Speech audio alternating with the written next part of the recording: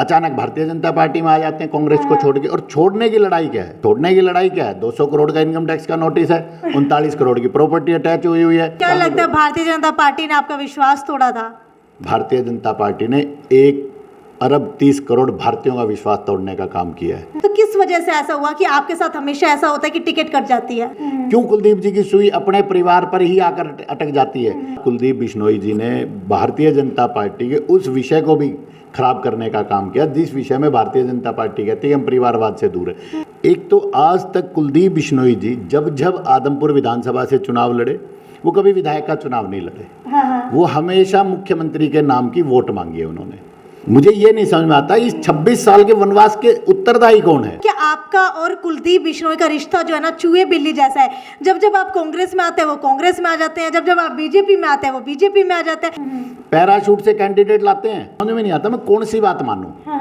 एक कुलदीप जी कहते हैं कि आप किसी पे भी भरोसा कर लेना, भारतीय जनता पार्टी पे कभी भरोसा मत करना। हैरानी होती है, विकास की बात करते हैं, वनवास की बात करते हैं, भेदभाव की बात करते हैं, पक्षपात की बात करते हैं। कुलदीप बिश्नोई पॉलिटिकल पिकनिक करने आते हैं आदमपुर में। करण सिंह रानौलिया, करण सिंह रानौलिया जी के लिए मैं बल्कि ये सवाल मैं कहता हूँ कि ये सवाल आपको भारतीय जनता पार्टी में मुख्यमंत्री जी से और प्रदेश अध्यक्ष जी पूछना चाहिए।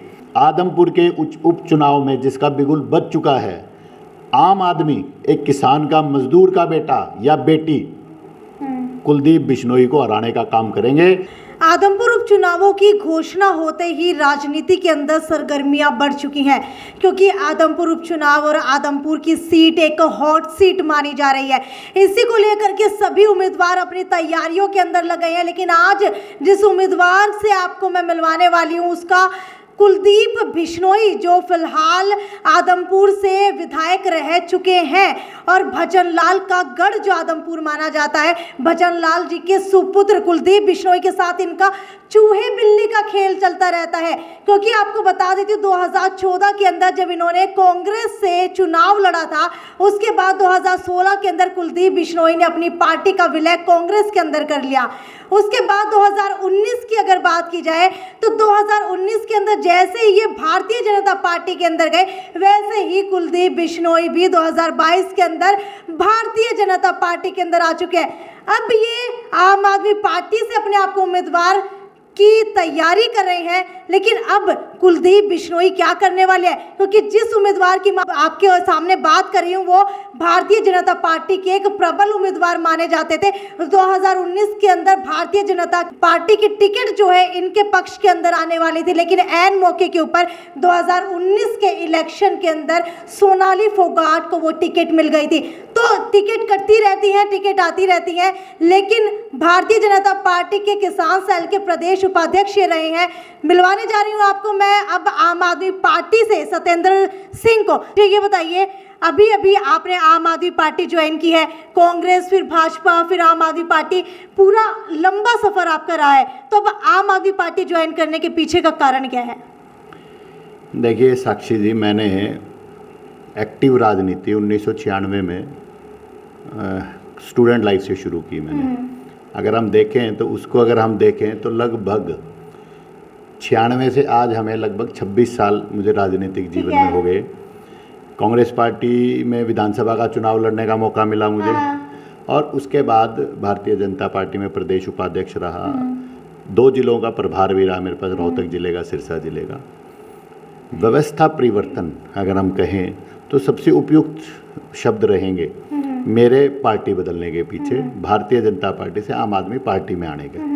आपने शुरुआत में कहा कि कुलदीप जी, और तो बड़ा अच्छा आपने व्याख्या करी, और ये लड़ाई कोई व्यक्तिगत नहीं है, ये लड़ाई है राजनीतिक व्यवस्था परिवर्तन की। अच्छा सत्येंद्र जी, एक सबसे बड़ा सवाल जो है जब से कल से उपचुनावों की घोषणा हुई है, क्योंकि अनुमान लगाया जा रहा था कि पहले सरपंची के चुनाव होंगे और उसके बाद ही उपचुनावों की घोषणा होगी, शायद दिसंबर के करवाने के अनुमान थे, लेकिन अचानक से 1 महीने के अंदर ये चुनावों की घोषणा कर दी गई है। क्या लगता है सबसे ज़्यादा फायदा किसको होगा और सबसे ज़्यादा नुकसान किसको भुगतना पड़ेगा? देखिए, मैं ये मानता हूँ कि फ़ायदा होगा लोकतंत्र को।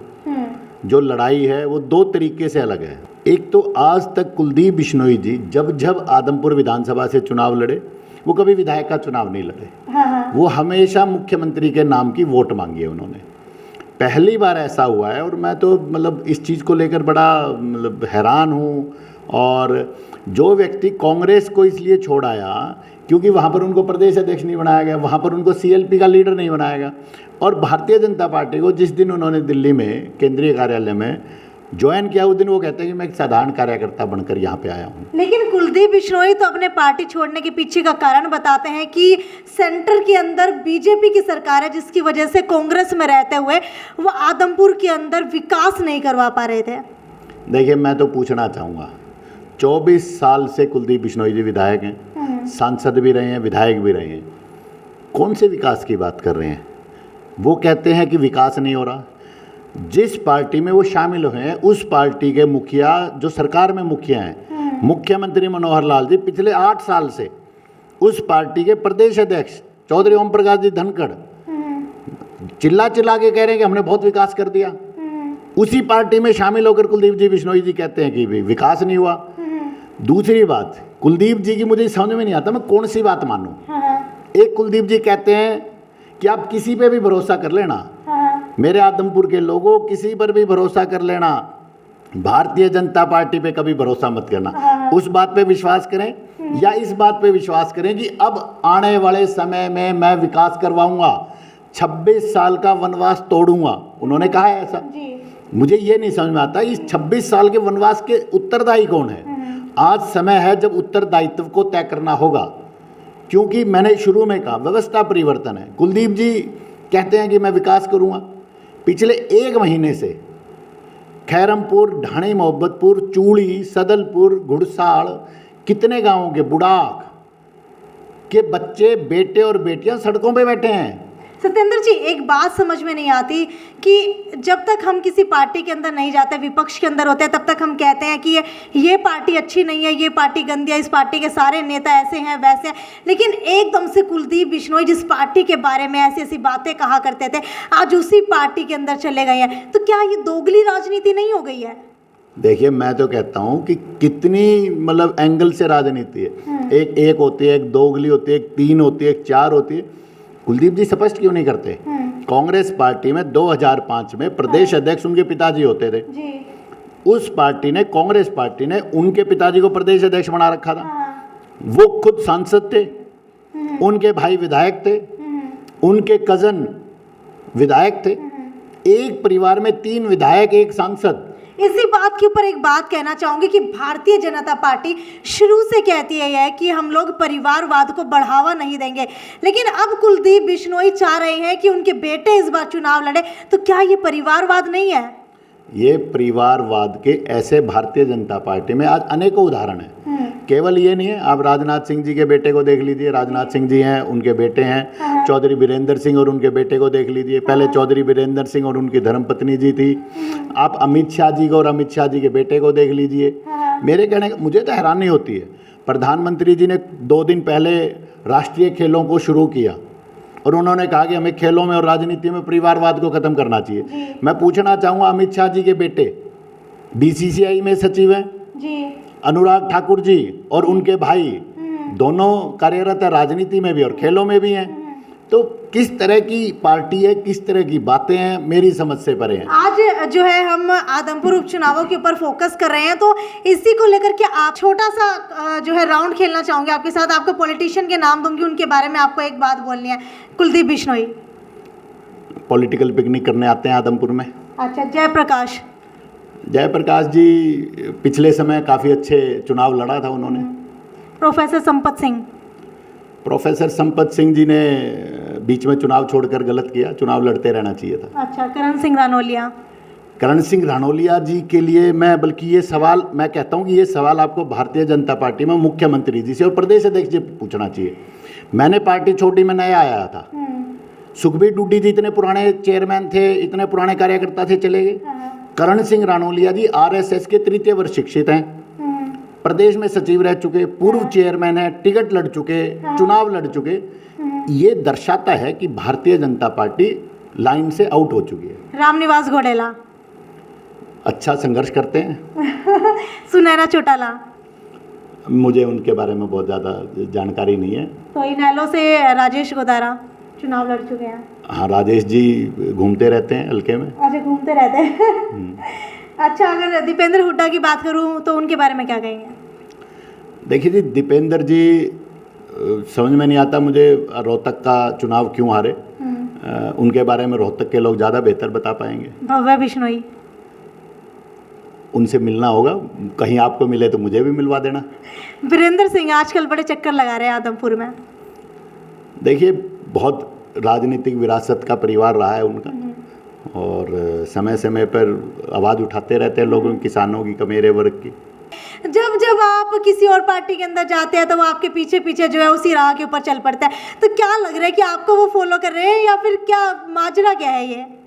देखिए साक्षी जी, आप खुद बात कह रही हैं, इसमें तो कोई, मुझे लगता ही नहीं कोई संदेह या कोई संशय होना चाहिए। और मैं तो खुद मानता हूँ कुलदीप बिश्नोई जी बड़े हैं उम्र में मेरे से, तो कायदे से तो उनको ऐसे काम करने चाहिए कि मैं उनको फॉलो करूँ, परंतु मुझे भी नहीं समझ में आता। मैं कांग्रेस पार्टी से चुनाव लड़ा, मैंने संघर्ष किया कांग्रेस पार्टी में रहते हुए। हम उस समय विपक्ष में थे। हमने किसान की, मजदूर की, कमेरे की, गरीब की, दलित की, पिछड़ों की आवाज़ को उठाया, बुलंद किया।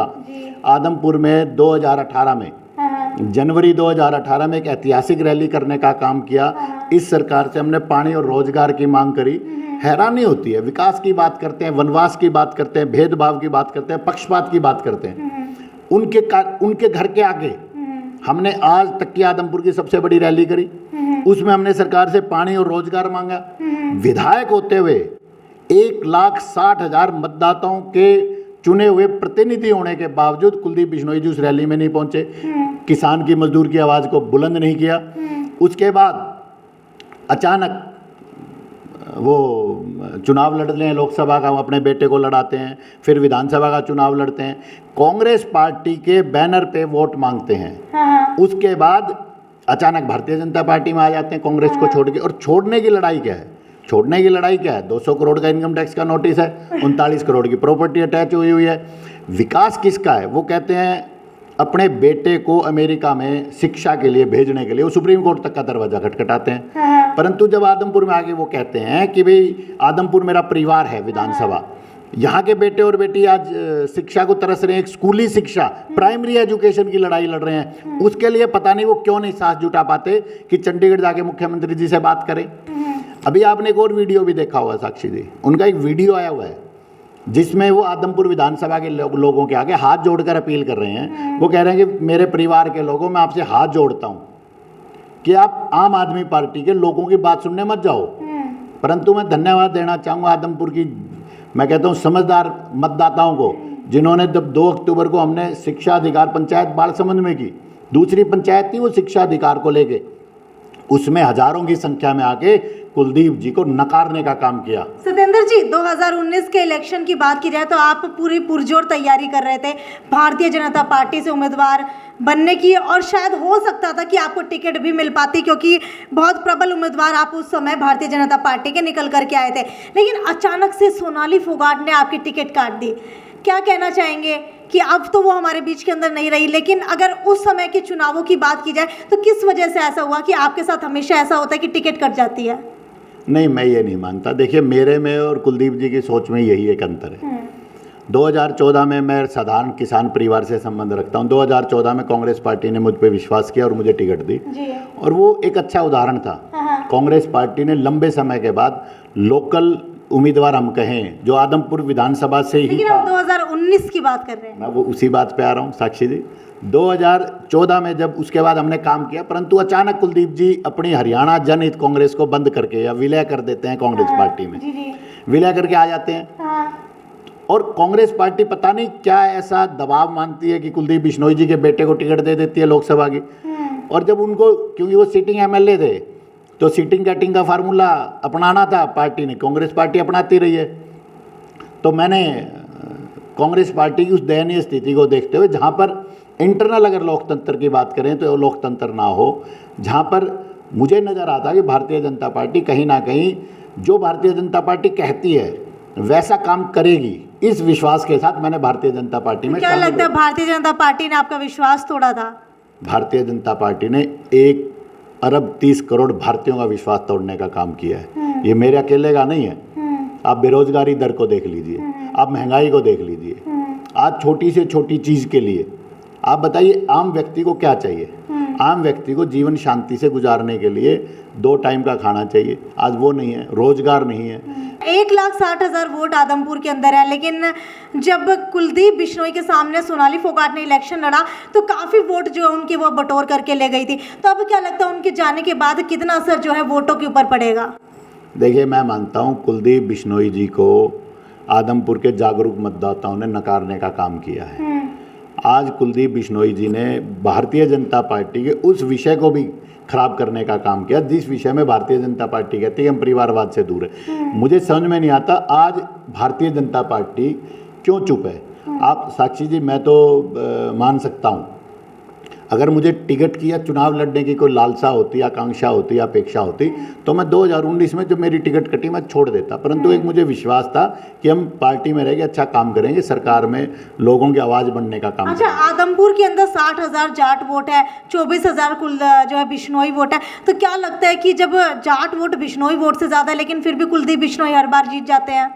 देखिए, मैं तो एक ही चीज़ मानता हूँ जी, इस बार ही वोट जाटों की या बिश्नोई की बात नहीं है। अरविंद केजरीवाल जी हमारे राष्ट्रीय संयोजक आए थे 8 तारीख को मंडी आदमपुर में, उन्होंने एक ही चीज़ कही थी।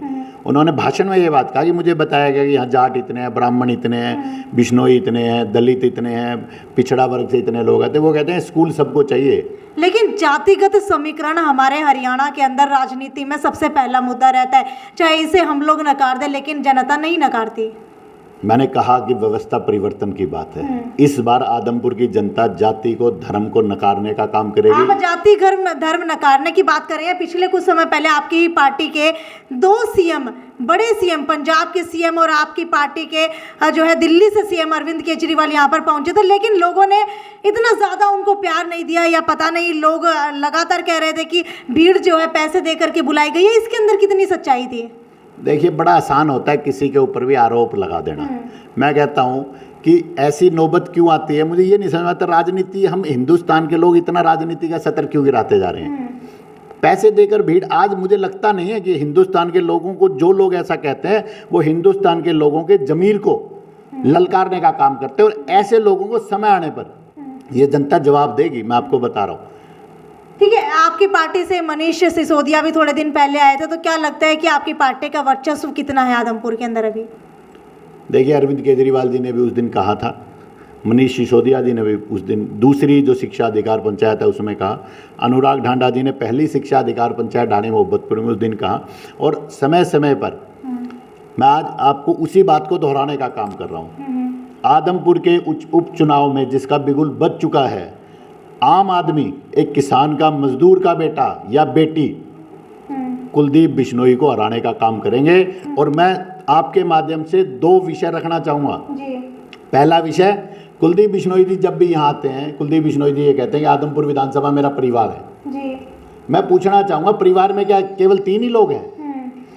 परिवार में कुलदीप जी हैं, रेणुका जी हैं और भव्य जी हैं। जब 1,65,000 जो मतदाता हैं, अगर कुलदीप जी को विश्वास है अपने परिवार पे और चीज़ों पे, तो क्यों नहीं कुलदीप जी किसी भी सदलपुर के, खैरमपुर के, सारंगपुर के, किसी भी बाड़समंद के, बुढ़ाक के, खारिया के, डोभी के किसी नौजवान बेटे और बेटी को टिकट देने का काम करते? क्यों कुलदीप जी की सुई अपने परिवार पर ही आकर अटक जाती है? और दूसरा, मैं चैलेंज करना चाहूँ आपके माध्यम से कांग्रेस पार्टी को। पहले लोग आदमपुर में, आजकल एक बड़ी चर्चा है कि एक पार्टी होती थी कांग्रेस आई, अब एक वो पार्टी कांग्रेस गई। पहले कांग्रेस आ रही थी, अब कांग्रेस जा रही है। कांग्रेस आई और कांग्रेस गई का जो फर्क है वो आदमपुर का विधानसभा का मतदाता समझता है। और मैं कहूँगा, नहीं साक्षी जी, मैं कहूँगा कांग्रेस पार्टी के भी नेताओं से, पिछले दिनों दीपेंद्र जी आदमपुर में विधानसभा में आए हुए थे और भूपेंद्र हुड्डा जी ने भी कल शायद ये प्रेस के माध्यम से क्लेम किया कि हम चुनाव जीतेंगे। ऐसी क्या राजनीतिक विवशता है, उनकी ऐसी क्या कमजोरी है कि उनको कैंडिडेट लाने के लिए 100-200 किलोमीटर तक ढूंढना पड़ता है? पैराशूट से कैंडिडेट लाते हैं। और आपको जान के मैं तो कहता हूँ, पैराशूट की आपने कोई विशेषता देखी होगी? पैराशूट हमेशा ऊपर से नीचे आता है, नीचे से कभी नहीं उठता। आम आदमी पार्टी चाहती है कि नीचे से हम लोगों को ऊपर उठाएं। क्या लगता है आम आदमी पार्टी से टिकट मिलेगी? टिकट का मामला ही नहीं है जी, आम आदमी पार्टी ये चुनाव जीतेगी, ये तय है। ठीक है, तो भाई ये थे हमारे साथ सत्येंद्र सिंह, जिन्होंने उपचुनावों की पूरी पुरजोर तैयारी कर ली है। लेकिन आगे आने वाले दिनों के अंदर देखने वाली बात यह है कि क्या समीकरण बैठता है और कौन सी पार्टी से किस कैंडिडेट को टिकट मिलती है। हालांकि अगर आम आदमी पार्टी की बात की जाए तो हो सकता है कि सत्येंद्र जी जो है एक प्रबल उम्मीदवार के तौर के ऊपर आम आदमी पार्टी से टिकट बटोर पाने में सफल साबित हो। तब तक जुड़े रहिए हमारे साथ और इस वीडियो को ज़्यादा से ज़्यादा शेयर करते रहिए। और आपको क्या लगता है कि इस बार आम आदमी पार्टी किसको टिकट देगी, ये भी नीचे कमेंट सेक्शन के अंदर लिख करके जरूर बताइए। नमस्कार। श्याम जी पोटैटो चिप्स, वो भी कई सारे डिलीशियस फ्लेवर्स के साथ। बस खाते जाओ और खाते ही जाओ। श्याम जी के डिलीशियस एंड टेस्ट। अपना सामान MRP पर नहीं, डिस्काउंट पर लो। और हिसार में डिस्काउंट कहाँ मिल रहा है ये जानो सेलट्रेंडिंग.com पर। विजिट सेलट्रेंडिंग.com। पहले कंपेयर करो फिर शॉप।